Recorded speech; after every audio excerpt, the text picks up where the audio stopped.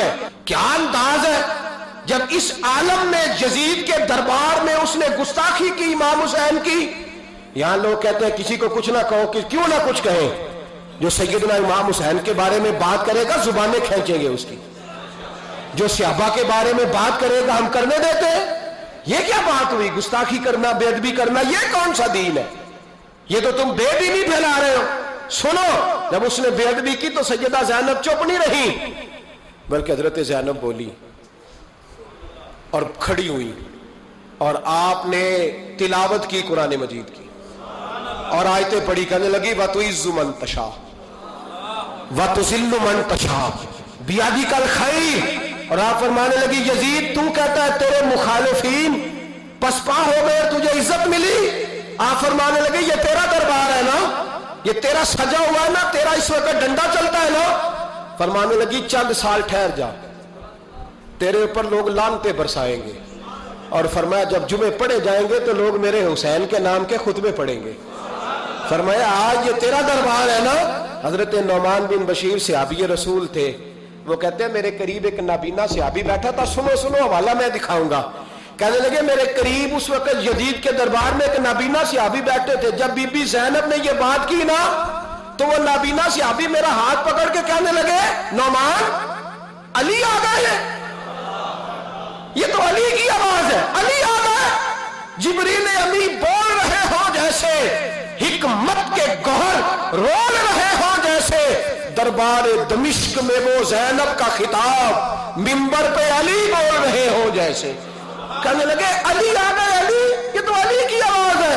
جناب نعمان بن بشیر کہنے لگے نہیں, علی جب بولتے تھے تو بڑا رنگ ہوتا تھا, ابھی تو زینب کھل کے بول ہی نہیں رہی, ابھی تو زینب ستائی ہوئی ہے, ابھی تو زینب زخم کھا کے آئی ہے, ابھی تو زینب پیاسی ہے. کاش زینب ترو تازہ ہوتی تو زینب خطبہ پڑھتی تو علی کی طرح گرجدار آواز نکلتی. یزید کے محل کانپتے, جبریل امین بول رہے ہوں جیسے, حکمت کے گوہر رول رہے ہوں جیسے, دربار دمشق میں بی بی زینب کا خطاب منبر پہ علی بول رہے ہوں جیسے. وہ مسکینوں کی طرح منتیں نہیں کر رہے تھے, ہائے پانی ہائے پانی ان کا مزاج ہی نہیں تھا, بلکہ وہ دلیر لوگ تھے, دلیر, اور بر موقع بر محل بولتے تھے. یزید آیا دربار میں, جب یہ سارا قافلہ وہاں پہنچا تو یزید دربار میں آیا,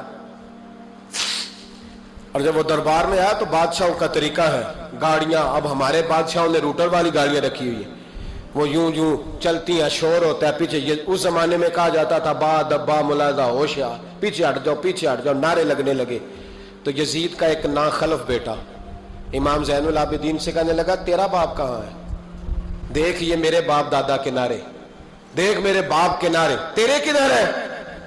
ابھی یہ بات شروع اس نے کی تھی کہ دمشق کی جامع مسجد میں زور کی اذان ہو گئی, اور جب مؤذن نے کہا نا اشہد ان محمد رسول اللہ, تو امام زین العابدین اس کا ہاتھ پکڑ کے کہنے لگے یہ میرے نانا کے نعرے لگ رہے ہیں, اگر تیرا ہے تو بتا, یہ میرے نانا کے نعرے ہیں. اور فرمایا تیرے باپ کے 2-2.5 سال لگیں گے, میرے نانے کے قیامت کے بعد بھی لگیں گے. میرے نانے کے نعرے قیامت کے یہ لگتے رہیں گے, لگ رہے ہیں اور لگتے تھے اور لگتے رہیں گے. میرے بھائی یاد رکھو, دلیری, ہمت, پہلی بات ان سے پیار کرنا ہے. دوسرا ان کی ہمت, ان کا مقام دلیری کرنا ہے, ان کا کام ہمت کرنا ہے, ان کا کام ڈٹ جانا ہے. کمزوری دکھانا اہل بیت کا طریقہ ہوتی. حضرت عباس کے بازوؤں میں درد ہوتی, جناب زینب پھر پریشان ہوتی ہیں کہ ہم تو اس بے حیائی کے خلاف لڑے اور امت ابھی یہ گند کر رہی. جو چوکوں میں کھڑا ہوتا ہے نا عورتوں کو تاڑتا ہے, وہ یزید کے طریقے پہ عمل کرتا ہے. یہ دلائل ہے, آپ سوچ لیں, اندازہ کر لیں کہ ہم نے کس جماعت میں کھڑے ہونا ہے. اس لیے گند سارا نکالیں. امام حسین کا ایک پیغام آج اپنانا بڑا ضروری ہے. امام حسین نے سر سجدے میں کٹایا, اور قرآن کی تلاوت نیزے کی نوک پہ بھی جاری رہی ہے. اس لیے آج کم از کم 10 نفل امام حسین کی سنت سمجھ کے ضرور پڑھیں گے انشاءاللہ. جنہوں نے روزہ رکھا بڑا اچھا کیا ہے, چلو جو نہیں رکھ سکے پھر بھی نفلی ہے, کوئی فرض نہیں.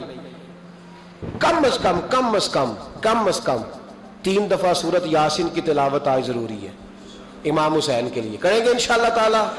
اگر وہ نیزے کی نوک پہ پڑھ سکتے ہیں تو آپ ان کی خاطر بھی تو پڑھ ہی سکتے ہیں نا. تو بہت ضروری کام آج نفل پڑھنا ہے اور بہت ضروری کام آج قرآن پاک کی تلاوت کرنا. کریں گے انشاءاللہ تعالی.